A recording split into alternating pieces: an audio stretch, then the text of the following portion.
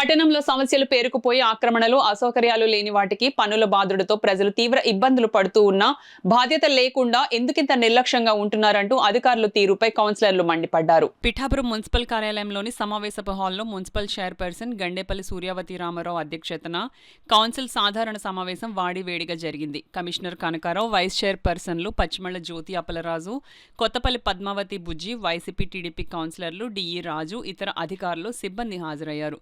Municipal కాయగూరల మార్కెట్లో parking స్థలాలను ఆక్రమించుకుని వ్యాపారాలు సాగిస్తూ ప్రజలను ఇబ్బందులకు గురిచేస్తున్నా చర్యలు ఎందుకు తీసుకోవట్లేదని కౌన్సిలర్ తలిశెట్టి వెంకటేశ్వరరావు ఆగ్రహంతో ప్రశ్నించారు. 5% కన్నా తక్కువ ఉన్న టెండర్లను కూడా ఆమోదింపజేస్తూ పనుల్లో నాణ్యతను ఎలా చూపగలుగుతున్నారని వైసీపీ కౌన్సిలర్లు బోనుదేవ, సౌమురౌతు, లలిత ప్రశ్నించారు. మున్సిపల్ మార్కెట్లో చేపల షెడ్డు నిర్మాణానికి గతంలో 25 లక్షల రూపాయలు వెచ్చించడం జరిగినా మళ్లీ ఇప్పుడు మౌలిక సదుపాయాల కోసమని మరో 21 లక్షల రూపాయలు కేటాయింపు చేయడం ఏంటని, నిధులను సక్రమంగా వినియోగించరా అంటూ TDP floor leader Allavarapu Nagesh ప్రశ్నించారు. అలాగే మోహన్ నగర్లో అసలు కుళాయే లేని ఒక వ్యక్తికి 21,000 రూపాయల కుళాయి పన్ను ఎలా విధించారని ఆయన ప్రశ్నించారు.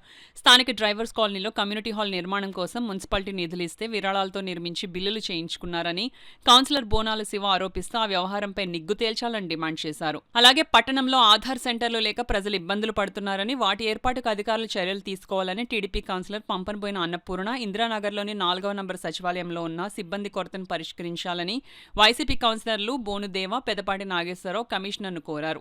సభ్యులు తెలిపిన సమస్యలకు పరిష్కార చర్యలు తీసుకుంటామని కమిషనర్ కనకారావు సమాధానమిచ్చారు.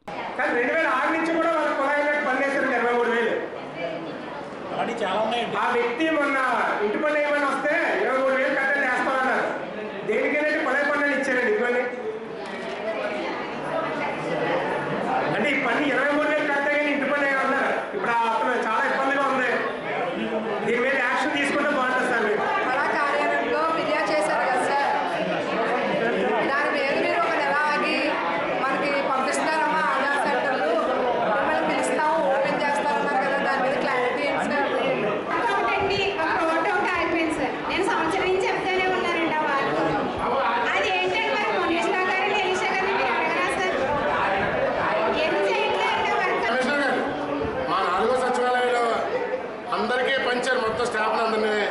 మా సచివాలయానికి డేటా ఆపరేటర్ లేరండి, ఇంకా 2-3 స్టాఫ్ లేరండి. తమకి 3 సార్లు వినియోగించుకున్నామండి. ఎందుకంటే మా ఏరియా స్లమ్ ఏరియా అండి. స్లమ్ ఏరియా కాబట్టి చాలా ఇబ్బంది అవుతుందండి. ఒక ఎవరో ఆధార్ సెంటర్ ఒకటి ఉంటుందండి, అదే మూల పడిపోయిందండి. మరి మా సచివాలయంలో కొద్దిగా ఏరియా వస్తే కొద్దిగా మాకు స్లమ్ ఏరియా కాబట్టి మాకు జనాలు ఎక్కువ ఉంటారండి. జనాలు లేని దగ్గరేమో మొత్తం అందరినీ వేస్తారు. మాకు కౌన్సిలర్లకు కానీ ఇన్ఫర్మేషన్, బోర్డుకి చైర్మన్లకు కానీ ఎవరికి ఇన్ఫర్మేషన్ లేవు. మళ్ళీ ఇప్పుడు టెండర్ వేసారు మా వాడు కానీ ఇంకో వాడు కానీ బుక్కులు కొట్టుకుని మళ్ళీ సందాకి వెళ్ళాలా ఏంటి అన్నది మాకు ఒక క్లారిఫికేషన్ ఇస్తే ఆ వర్క్ చేసుకోవడానికి వాళ్ళు ఎవరు చేస్తున్నారో తెద్దాం. టెండర్ వేస్తారు, ఎవరికి అప్లై చేస్తారు సార్.